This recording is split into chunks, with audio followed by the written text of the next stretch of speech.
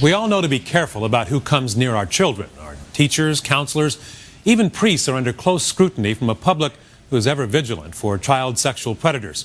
So what if you found out your neighborhood ice cream man was indeed a sex offender? That's what happened in one California neighborhood, and now a California county has passed a law barring sex offenders from driving ice cream trucks, and others may soon follow suit. My colleague David Muir has the latest. The very image of the ice cream truck captures the innocence of youth, an American pastime, as that familiar jingle plays out in neighborhoods across this country. But the music came to a stop in one California community after parents learned the ice cream man was a convicted sex offender. Lavinia Picasso is a mother of 4. Something needed to be done about this person selling ice cream to the kids in our neighborhood. Lavinia joined other parents in Paris, California, printing flyers and alerting other families.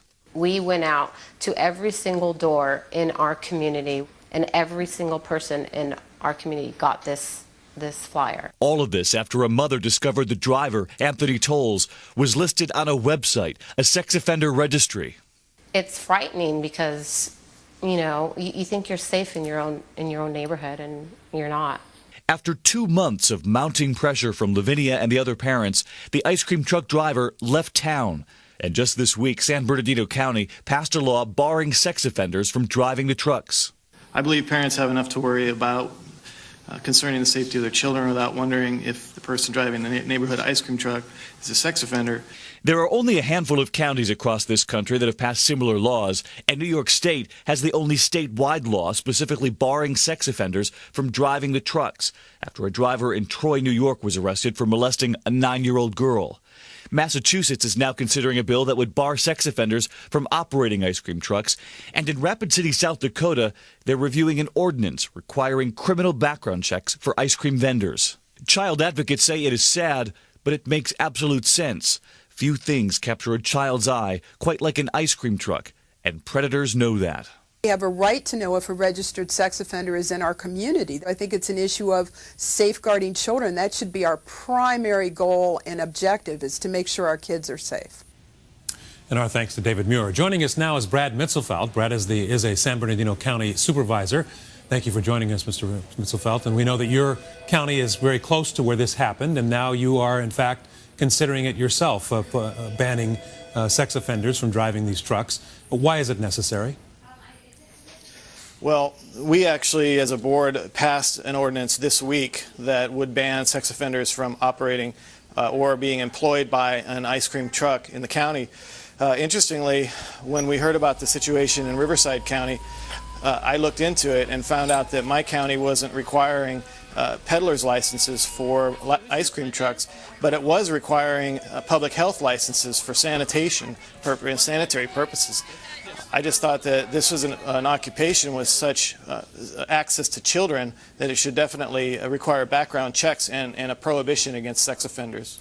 So what is it that current law does not do in the state of California or even federally? My understanding is that most sex offenders, even after they get out of serving their term, are still prohibited from being around children. So wouldn't that cover it itself? Why is a separate law needed?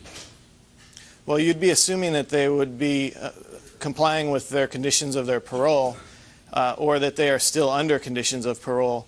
And it's an extra protection, really. The way I see it is it's a proactive step. I think municipalities everywhere should look at occupations or at licenses that they issue, and if it's for a business activity that has access to children, particularly regular access to children like an ice cream truck, they should require background checks, and they should prohibit sex offenders from being issued a license. Were you surprised that, in fact, sex offenders could be employed as ice cream truck drivers? I was surprised that the county was not requiring them to get a license and get a background check. Yes, I was. Our local assemblyman, Paul Cook, is carrying a bill in Sacramento to make it a state law to require cities and counties to have these protections. We're not waiting for that law to pass. We are doing it locally in case it doesn't pass.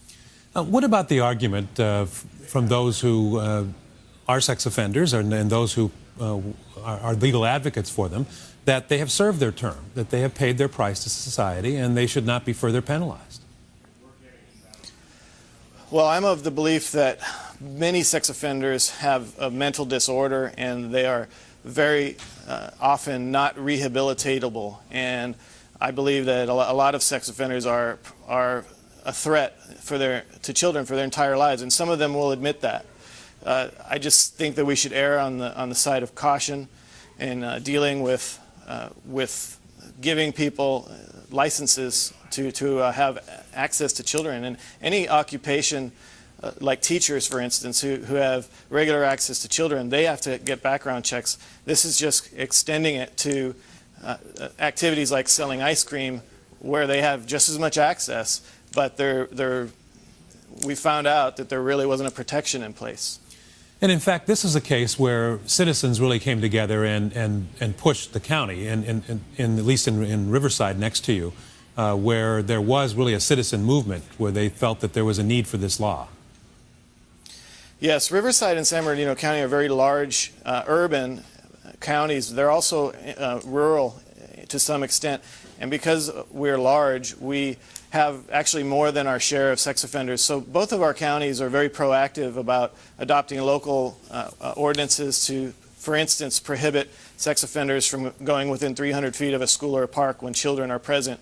That's a county law that we put on the books because we believe we have more than our share of sex offenders, and we need to do something about that.